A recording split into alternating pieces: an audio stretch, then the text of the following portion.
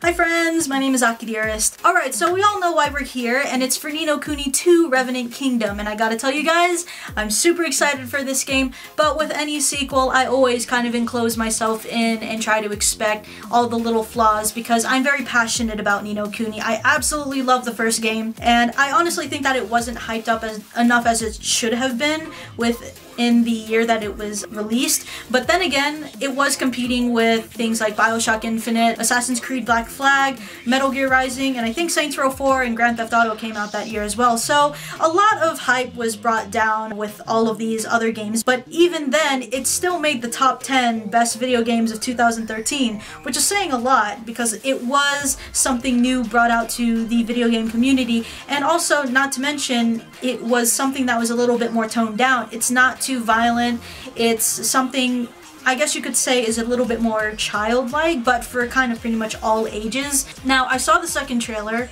and I was super excited for it, and there's a couple of things that I wanted to address here.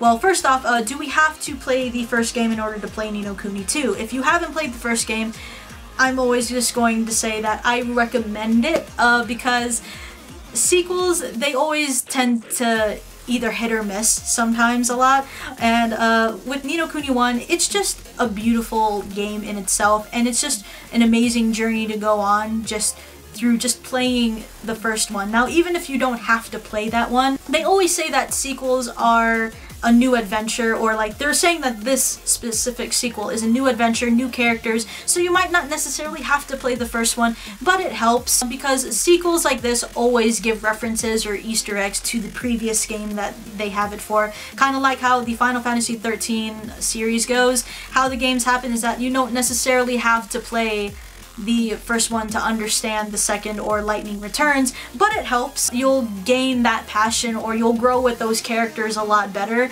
so that's why I suggest Ni no Kuni 1. Even though there's no signs of the previous characters from Ni no Kuni 1 happening anywhere, there is one specific character, and that is the purple dragon that happens in two specific scenes that I noticed within the trailer, and that is the one where they're flying up in the sky, and then I think the second shot was at the very end when King Evan was putting on his crown and he looks at his people from down below. The setting looks like it's taking several years after Ni no Kuni 1. We see no signs of any of the previous characters except for that dragon. Because of that dragon, if you look closely and if you're familiar with the first game, it looks like time has passed by for that dragon. It looks like it's matured, it's gotten bigger, and I think I saw a lot more spikes on that dragon. So it does look like Oliver's time has passed, and so now this is a completely new adventure with this character. Now, we're given a situation where King Evan is being overthrown by a coup. A new character, Roland, comes in, and he's from a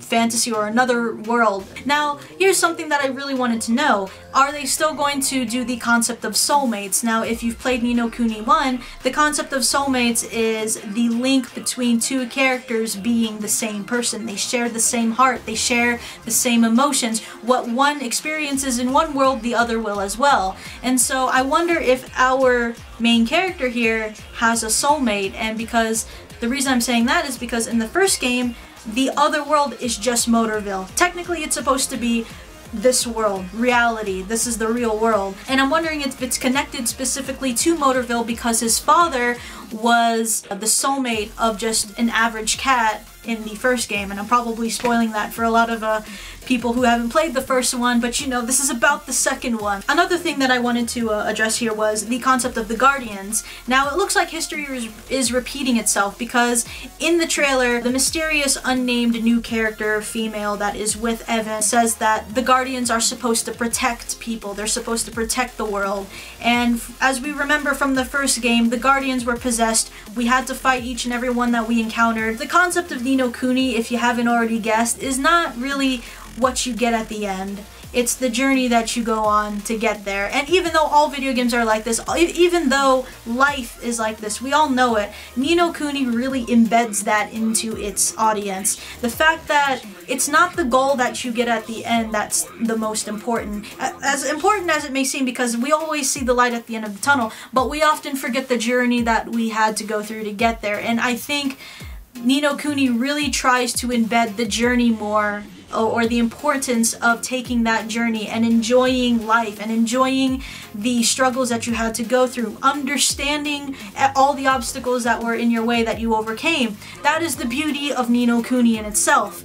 Overall, guys, I'm super excited for this game. I'm definitely going to get it. I'm probably going to pre-order it. If I knew I was going to love Ni no Kuni so much, I would have already pre-ordered the collector's edition, but unfortunately I didn't because I was skeptical, as I am now with Ni no Kuni 2. I'm probably just going to get the regular game, and I'm probably going to regret not getting the collector's edition.